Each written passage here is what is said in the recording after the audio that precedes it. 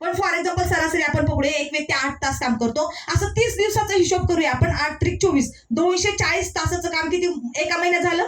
Hello. आणि एका वर्षाचं कॅल्क्युलेशन करूया आपण. हिशोबासाठी 10च महिने पकडूया.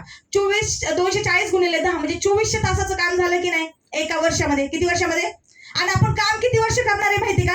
आपण जन्माला आल्यापासून वयाच्या 20व्या वर्षापर्यंत शिक्षणच घेत असतो, म्हणजे आई वडिलांवर डिपेंड असतो. तिथं आपलं उत्पन्न काहीच नसतं. आणि 20व्या वर्षी जर आपल्यावर जबाबदारी पडली कामाची, आणि काम किती वर्ष करणार आहे? वयाच्या 60 वर्षापर्यंत.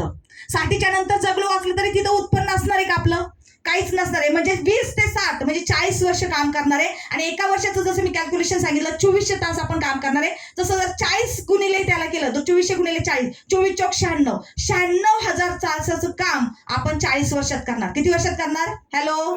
40 वर्षामध्ये 96,000 तास काम करणार. पण जे लोक श्रीमंत होतात, टाटा, बिर्ला, अंबानी लोक, हे लोक कसं करतात? फॉर एक्झाम्पल त्यांनी एखादी कंपनी उभी केली, त्या कंपनीमध्ये एक व्यक्ती 8 तास काम करतो, असे त्यांच्याकडे 10,000 कामगार आहेत. किती कामगार आहेत?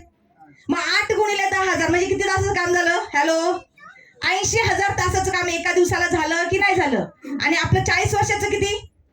96,000 तास, बरोबर ना? आणि हेच जर त्यांची 3 शिफ्ट मध्ये काम चालू असेल, 8 त्रिक 24, 2,40,000 तासाचं काम एका दिवसाला, म्हणजे आपल्या सर्वसामान्य व्यक्तीचे 2 जन्म, तेव्हा त्यांचं एका दिवसाचं काम. म्हणून श्रीमंत होत चाललाय आणि गरीब होत चाललाय. हॅलो. मान्य करताय का? मग जोपर्यंत आपल्या कामाचे तास वाढत नाही तोपर्यंत आपण श्रीमंत होणार नाही. तर काय वाटतं? श्रीमंत व्हायचं असेल तर कामाचे तास वाढवले पाहिजे. पण 24 तासाच्या वरती आपल्याला तास भेटणार. पण जर तुम्ही सर्व्हिसला आज सुरुवात करताय, जसं जॉब मध्ये आपण काय करतो, 1 वर्ष पण एकटेच काम करतो, 10 वर्ष पण एकटेच, 50 वर्ष पण एकटेच, आणि अख्ख्या आयुष्यभर मरेपर्यंत आपल्याला कोणाला काम करावं लागतं? एकट्याला काम करावं लागतं. याला म्हणतात ऍक्टिव्ह इन्कम. पण जर तुम्ही सनेजला सुरुवात करताय एकटे, आणि 10 लोकांना हा बिझनेस शेअर करताय, 10 लोकांना हे प्रोडक्ट शेअर करताय, तर त्या 10 लोकांच्या पण ओळखीचे नातेवाईक असतील का नसतील? हॅलो.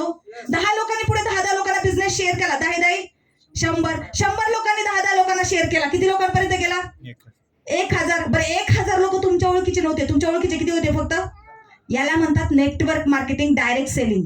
तर ह्या डायरेक्ट सेलिंग इंडस्ट्रीसाठी एकदा जोरदार टाळ्या झाल्या पाहिजे.